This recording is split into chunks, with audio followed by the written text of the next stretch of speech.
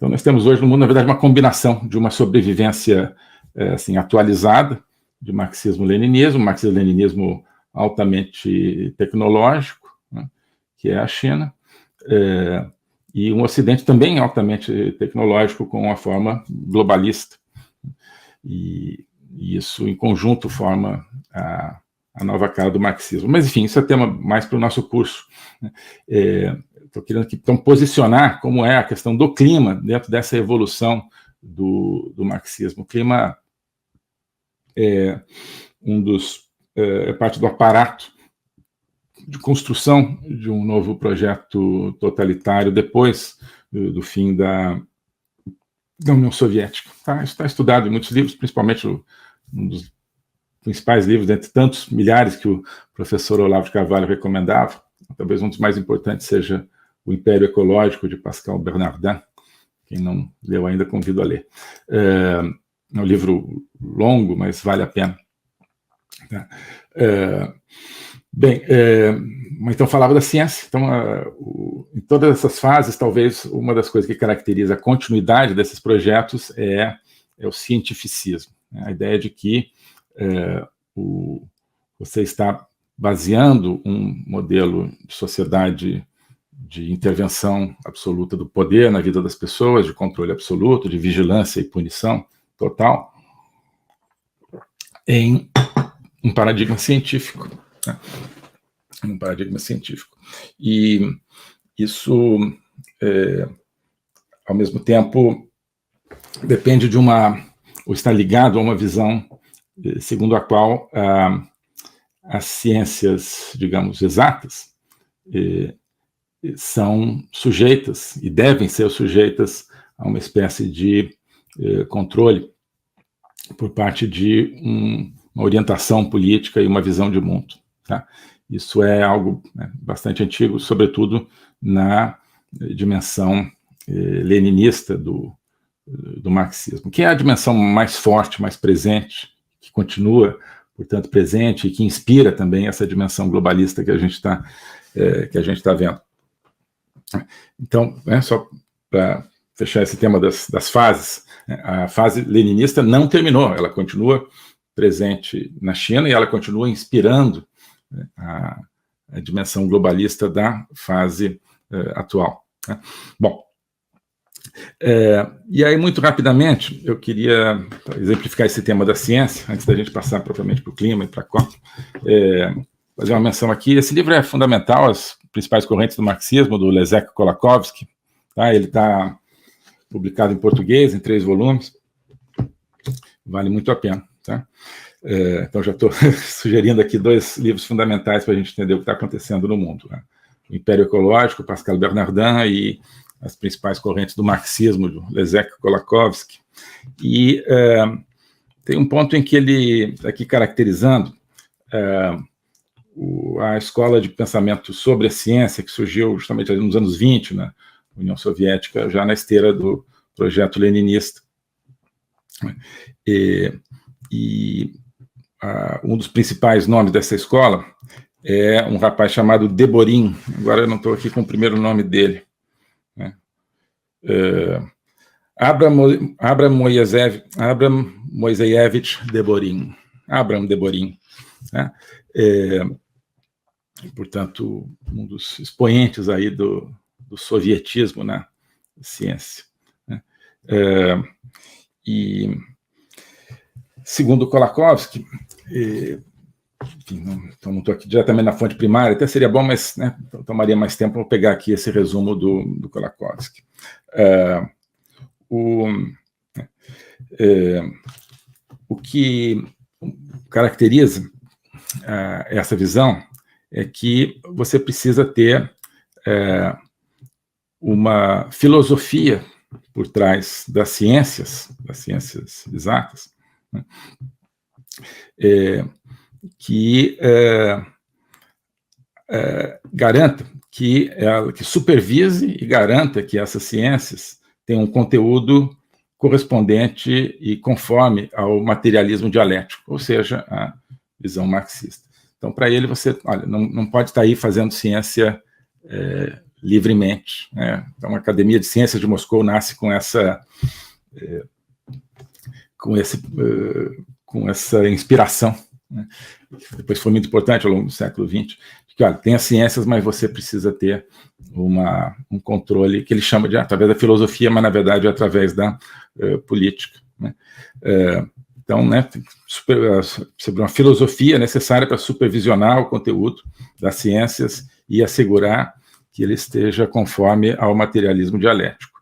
E diz o Kolakowski, já que o materialismo dialético é sinônimo à visão de mundo do partido, né, esse Deborin e a sua escola proporcionam uma justificação para a supervisão do partido do conteúdo de todas as ciências, tanto naturais quanto sociais também, né? Então, hoje nós temos algo semelhante, né, acontecendo no mundo. Nós temos uma estrutura científica semelhante, não tão explícita, mas o que nós temos? Temos, sim, uma visão de mundo mais ou menos oficial, flutuando aí em governos, em organismos internacionais, que dita qual que pode ser e qual que não pode ser o conteúdo das ciências, né? Outro dia eu falava do Estado soviético de direito para caracterizar a situação dos direitos individuais, das liberdades no Brasil, né? Quer dizer que não são democráticas, mas no mundo hoje nós temos uma ciência de inspiração soviética, e isso não é por acaso, isso tem a ver com a sobrevivência do leninismo, na forma de alguns dos países mais poderosos do mundo, e a transformação, por outro lado, do marxismo de caráter leninista num marxismo de caráter globalista. Sempre presente essa necessidade de uma orientação central, de que uma visão de mundo dite o que é certo e o que é errado na ciência, né? Hoje, né, então, naquele momento, essa orientação era dizer, olha, nenhuma ciência pode chegar a algum resultado que sugira que a liberdade é melhor do que o controle central. Nada pode sugerir que haja livre-arbítrio, por exemplo, né? Aliás, hoje numa livraria, estava vendo um livro que eu não li ainda, mas já vou dar a referência aqui para vocês, que é do Robert Sapolsky, que se chama Determined, ou seja, determinado. A ciência da vida sem o livre-arbítrio. E o livro, aparentemente, eu não comprei ainda, porque assim me deu uma certa reação contrária, mas vou comprar para comentar para o pessoal no curso. Mas já, né, dei uma olhada e já vi o que é, né? Tem livro que você já vê o que é. É para provar que não existe livre-arbítrio. Então, esse rapaz está publicando aqui nos Estados Unidos, deve ser um cientista, não conheço, mas atuante nas faculdades americanas, né? Para provar que não existe livre-arbítrio, estaria muito bem ali na Academia de Ciências de Moscou. Mas, enfim, então, se houvesse uma ciência, digamos, na psicologia, né, determinados experimentos que sugerissem que sim, que as pessoas tomam decisões livres, que não são determinadas, isso aí não estaria de acordo com o materialismo dialético, não poderia entrar na ciência, né? Então, eram alguns exemplos de orientações naquela época.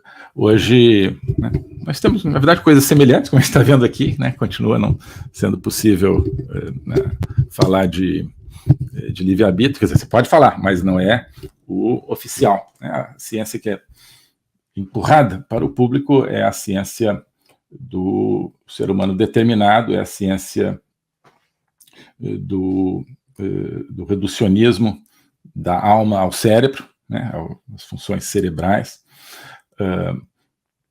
Cada ano saem, pelo menos aqui nos Estados Unidos, saem, né, acho que uns 10 livros dizendo assim, olha, com títulos diferentes, livros de vulgarização científica ou de padronização científica, dizendo, olha, não existe alma, só existe o cérebro, só existem os impulsos elétricos na nossa matéria cerebral, né? tem um livro paradigmático disso, agora não lembro o autor, que se chama You Are Your Brain, né? Você é o seu cérebro, né? Não, nós somos mais do que o nosso cérebro, eu acho, né? Acho que vocês também são um pouco mais, e eu também, né? Acho que todos nós somos, mas tem gente que não quer, tem gente que realmente não, nós somos só impulsos elétricos e tal. E isso continua sendo, então, uma visão de mundo que é imposta. E dentro dessa visão de mundo, então, existe também a visão de que o ser humano, com a sua atividade, ele livre, né, ele vai destruir o planeta. Então, é preciso que determinadas orientações sejam passadas por quem? Por uma espécie de partido único global, para que ele atue, né, cerceando a sua própria liberdade, contendo a sua própria liberdade, não inovando, não consumindo, não fazendo comércio de determinadas maneiras para salvar o planeta, né? Mas por que isso é assim? Porque existe por trás uma visão de que você precisa de controle, né? De que o ser humano não é livre e não pode achar que é livre, não lhe pode ser concedido. Na verdade, eles sabem que o ser humano é livre, né? Mas então você tem que primeiro fazer com que ele ache que ele não é livre, né? E segundo, cortar qualquer instrumento, qualquer ambiente que lhe permitisse, de repente, achar que ele pode ser livre. Essa é a visão. É a visão contra a liberdade, contra a essência do ser humano, que é a liberdade. E ela se infiltra, né, em vários terrenos. Um deles é a propalada ciência do clima, né? Só vale a ciência que confirma esse aspecto de que o ser humano vai destruir a si mesmo e ao planeta, a menos que ele entregue a gestão da sua vida para algum tipo de autoridade planetária, né? E passe a viver o tempo todo compartimentado e encaixado em restrições sobre o seu consumo de energia, sobre o seu consumo de alimentos, sobre a sua própria reprodução, né? Então, ele, ao ter filho, tem que pensar, olha só, o filho vai emitir mais carbono ainda, então não vou ter filho. Hoje você tem, né, nos países desenvolvidos, talvez uma maioria da juventude que fala, não quero ter filho, porque filho significa mais pegada de carbono, né? E com isso, né, a humanidade vai indo para o buraco, como a gente sabe.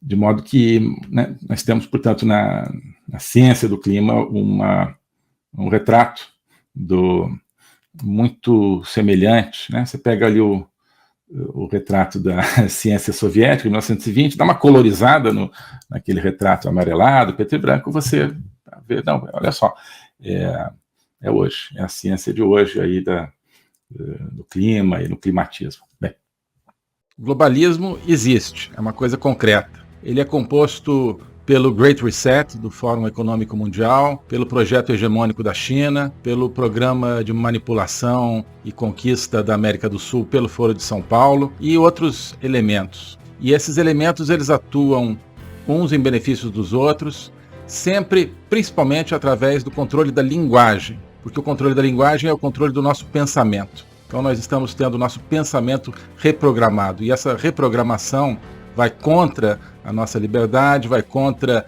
a essência do ser humano. Isso é o globalismo. Com base nesse estudo, nessa experiência, é que eu criei o curso de Logopolítica. Toda semana eu dou aulas sobre geopolítica, literatura, filosofia, cultura de um modo geral, tudo isso em conjunto formando um espaço de conhecimento que eu denomino a logopolítica, para nós não apenas entendermos a ameaça do globalismo, mas podermos nos contrapor a ela. Se você quiser entrar nesse projeto de conhecer o globalismo e enfrentar o globalismo, clique aqui